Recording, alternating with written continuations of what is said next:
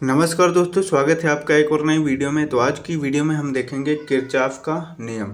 ये class 12 physics का एक महत्वपूर्ण नियम है। किरचॉफ ने दो नियम दिए थे, पहला संधि का नियम और दूसरा बंद पास या लूप का नियम। दोनों के बारे में आसानी से समझेंगे और लास्ट में मैं ये भी बता दूंगा कि आप इसकी बिल्कुल फ्री में पीडीएफ कहाँ से डाउनलोड कर सकते हैं। तो बिना देरी किए हुए इस वीडियो को शुरू करते हैं और ध्यानपूर्वक आपको समझते हुए चलना है। नोट डाउन करने की कोई आवश्यकता नहीं है, पीडीएफ के जरिए आपको सब कुछ प्रोवाइड करा दिया जाएगा। सबसे पहले हम समझ लेते हैं कि किरचॉफ का जो नियम है ये काम क्या करता है, क्योंकि कोई भी नियम है उसका कोई ना कोई तो कार्य होगा ही। तो उसका पहले कार्य समझते हैं, किरचॉफ का नियम। किरचॉफ का नियम जटिल से जटिल प्रतिरोधों का तुल्य प्रतिरोध ज्ञात करने में मदद करता है। जैसे कई ज़्यादा प्रतिरोध एक साथ जब लगाए जाते हैं तो उसका तुल्य प्रतिरोध, या हम ऐसे भी समझ सकते हैं कि कुल प्रतिरोध कितना होगा, उसको ज्ञात करने में हम ये किरचॉफ का नियम लगाते हैं। अब ये तो हम जान ही चुके हैं, यह दो प्रकार का होता है। किरचॉफ ने कितने प्रकार के नियम दिए थे? दो प्रकार के, पहला संधि का नियम और दूसरा बंद पास या लूप का नियम।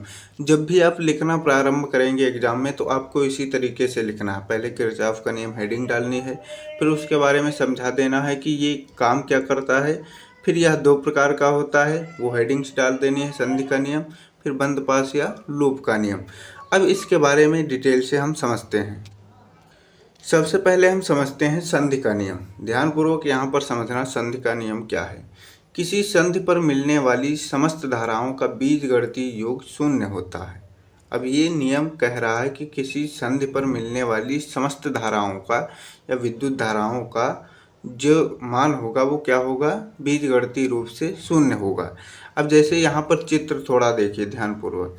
ये I1 जा रही है और I6 बन के निकल रही है, I2 जा रही, I5 बन के निकल रही, I3 जा रही, I4 बन के निकल रही। और यहाँ पर एक आपको पॉइंट दिख रहा होगा, ये जो पॉइंट दिख रहा है इसी को हम बोल रहे हैं संधि।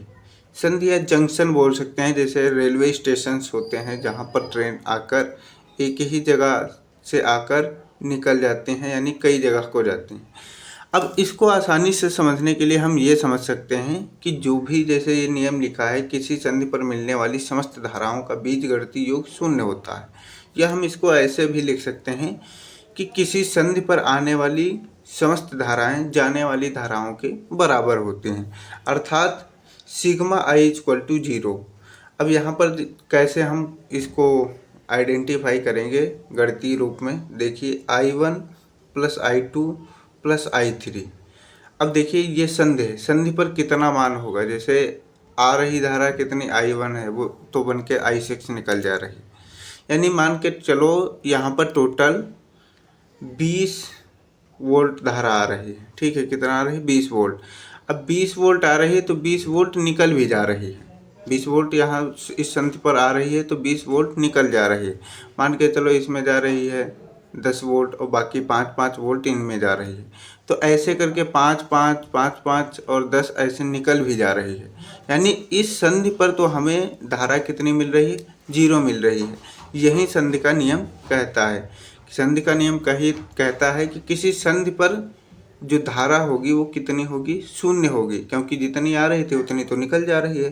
यानी आने वाली धारा बराबर किसके है? जाने वाली धारा के। तो संधि पर तो कुछ है ही नहीं, क्योंकि जितनी आ रही है उतनी निकल जा रही है। तो वहीं यहाँ पर जैसे I1 plus I2 plus I3, ये तो इतनी आ रही है, फिर इसके साथ में निकल क्या जा रहा है? I4, I5, I6 इसी के साथ निकल जा रहा है, इक्वल टू क्या हो गया? 0 हो गया। अब इसे हम ऐसे भी समझ सकते हैं, आने वाली धारा बराबर जाने वाली धारा। आने वाली कितनी है? I1 plus I2 plus I3, और जाने वाली कितनी है? I4 plus I5 plus I6। ये धाराएं जाने वाली है, अर्थात यहाँ पर ये भी हमने लिख भी दिया है कि आने वाली धारा बराबर जाने वाली धारा। अब ऐसे भी लिख सकते हैं इस नियम में, संधि के नियम में, कि आने वाली धारा बराबर होती है, किसी संधि पर आने वाली धारा बराबर होती है जाने वाली धारा के। तो संधि पर तो कुछ है ही नहीं, और बाकी आप ये गणितीय रूप लिख सकते हैं इसका। तो उम्मीद करता हूँ संधि का नियम आपको समझ में आ गया होगा। अगर नहीं समझ में आया है, एक बार बैक जाकर फिर से समझिए, और इसकी पीडीएफ जब मैं प्रोवाइड कराऊंगा तो आप वहाँ से भी समझ सकते हैं। अब चलिए हम समझते हैं बंद पास या लूप का नियम, यानी किरचॉफ का दूसरा नियम क्या है। बंद पास में बहने वाली धारा तथा उसके संगत प्रतिरोध का गुणनफल उस बंद पास में लगे विद्युत वाहक बल के बराबर होता है। अब यहाँ पर जो डायग्राम बना हुआ है इसको ध्यानपूर्वक समझिए। देखिए इसमें दो बंद पास हैं, पहला क्या है ए है और दूसरा बी। बंद पास यानी पूरा एक बंद आयताकार जो बन रहा है वो बन रहा है डायग्राम, उसी को हम बोलते हैं बंद पास। अब यहाँ पर पहला है और दूसरा यानी ए और बी, और हमें निकालना है इनमें विद्युत वाहक बल। वो कैसे निकालेंगे ध्यानपूर्वक समझिए। यहाँ पर ये जो बंद पास या लूप का नियम है वो कह रहा है बंद पास में बहने वाली धारा, बंद पास में बहने वाली धारा अगर हम ए का निकालना है विद्युत वाहक बल तो बहने वाली धारा क्या है I1 तथा उसके संगत प्रतिरोध का गुणनफल, तथा उसके संगत प्रतिरोध यानी I1 के साथ कौन सा प्रतिरोध लगा है R1 लगा हुआ है, तो इसका हम गुणा कर देंगे तो ये बराबर किसके हो जाएगा E1 के। लेकिन यहाँ पर एक दिक्कत ये है कि हम बंद पास ए में देखें तो बंद पास ए में I1 धारा बह रही है और R1 प्रतिरोध लगा हुआ है, जिससे हम E1 यानी पहला विद्युत बंद पास ए में लगा विद्युत वाहक बल ज्ञात कर सकते हैं। लेकिन इसके साथ भी I2 और E2 R1 भी लगा, R2 भी लगा हुआ है, यानी I2 धारा भी बह रही है, R2 प्रतिरोध भी लगा हुआ है और E2 विद्युत वाहक बल भी यहाँ पर लगा हुआ बंद पास ए में। तो हमें तो निकालना है A1 के लिए, और ये जो E2 है ये जा रहा है बंद पास बी में, तो हम क्या करेंगे इसको माइनस कर देंगे। इसको माइनस कर देंगे तो हमारे पास बंद पास ए में विद्युत वाहक बल निकल आएगा। अब कैसे लिखना है ध्यानपूर्वक यहाँ पर समझिए। पहले लिखेंगे बंद पास ए में किरचॉफ का नियम लगाने पर। बंद पास ए का नियम बंद पास का नियम यही कहता है कि जो संगत प्रतिरोध होगा और विद्युत धारा होगी उसके साथ जो संगत प्रतिरोध है उसका गुणनफल करेंगे, अगर एक्स्ट्रा है तो उसको माइनस करके हम निकाल लेंगे।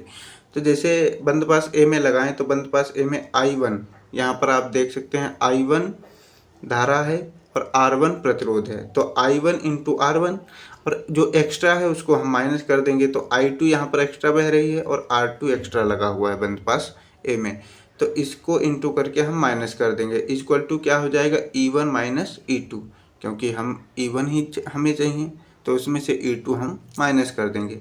तो ये हमारे पास एक पहला समीकरण बन के निकल के आता है। अब हम बंद पास बी में यही नियम लगाएंगे। बंद पास बी में किरचॉफ का नियम लगाने पर, तो बंद पास बी में अगर देखा जाए तो ये हमारे पास कौन सी धारा I2 और एक और धारा बह रही है ये I1 प्लस I2, ये I1 भी आ रही है और I2 दोनों आ रही हैं। इसमें प्रतिरोध कितने लगे हुए हैं, R2 लगा हुआ है और R3 लगा हुआ है, तो जो एक्स्ट्रा है उसे हम माइनस कर देंगे और हमारे पास विद्युत वाहक बल इसमें निकल आएगा। तो अब ध्यानपूर्वक समझिए, I2 बह रही है धारा, इसके साथ का संगत प्रतिरोध है R2, तो इसकी गुणा कर दिए, क्योंकि यहाँ पर नियम ही बोल रहा है कि बहने वाली जो धारा होगी बंद पास में उसके संगत प्रतिरोध का गुणनफल उस बंद पास में लगे विद्युत वाहक बल के बराबर होता है। तो यहाँ I2 इंटू R2 माइनस ये एक्स्ट्रा जो धारा बह रही है I1 प्लस I2 और एक्स्ट्रा जो प्रतिरोध है R3, इसको हम गुणा करके माइनस कर देंगे, तो I1 plus I2 into R3 equal to E2 हो जाएगा। E2 यानी विद्युत वाहक बल। अब यहाँ पर सब कुछ मैं बता ही रहा हूँ कि ये क्या है, I क्या है धारा है, R क्या है प्रतिरोध है, E क्या है विद्युत वाहक बल है।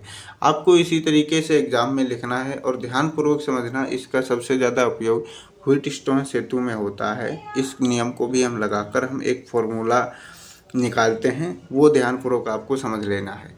तो ये था बंद पास या लूप का नियम, इसके बारे में थोड़ा नोट पॉइंट है जो हमें समझ लेना चाहिए। अब किरचॉफ का जो दूसरा नियम है, किरचॉफ का दूसरा नियम ऊर्जा संरक्षण को व्यक्त करता है। इसे किरचॉफ का वोल्टता नियम भी कहते हैं, या ऐसे भी एग्जाम में पूछ लिया गया किरचॉफ का वोल्टता नियम क्या है, तो हम बंद पास या लूप का नियम के ही बारे में बताएंगे, क्योंकि इसी को हम बोलते हैं वोल्टता नियम। तो ये था किरचॉफ का नियम। उम्मीद करता हूँ आपको समझ में आया होगा।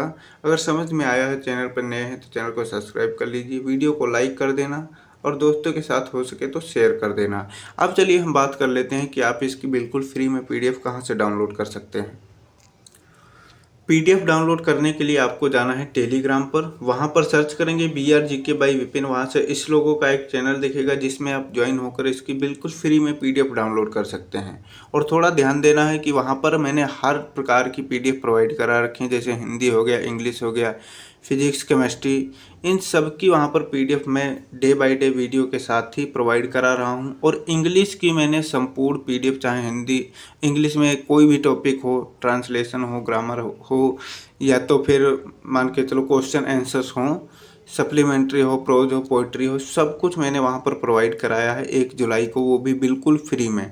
अगर आपने डाउनलोड नहीं किया है तो जाकर डाउनलोड कर लेना। अगर नहीं शो कर रहा है तो आप कमेंट कर सकते हैं, मैं फिर से आपको प्रोवाइड करा दूंगा, वो भी बिल्कुल फ्री में। तो टेंशन लेने की कोई ज़रूरत नहीं है, अभी जाइए और डाउनलोड कीजिए। अगर वीडियो और पीडीएफ पसंद आते हैं तो दोस्तों के साथ शेयर करना मत भूलना। मिलते हैं नए वीडियो में, तब तक के लिए जय हिंद।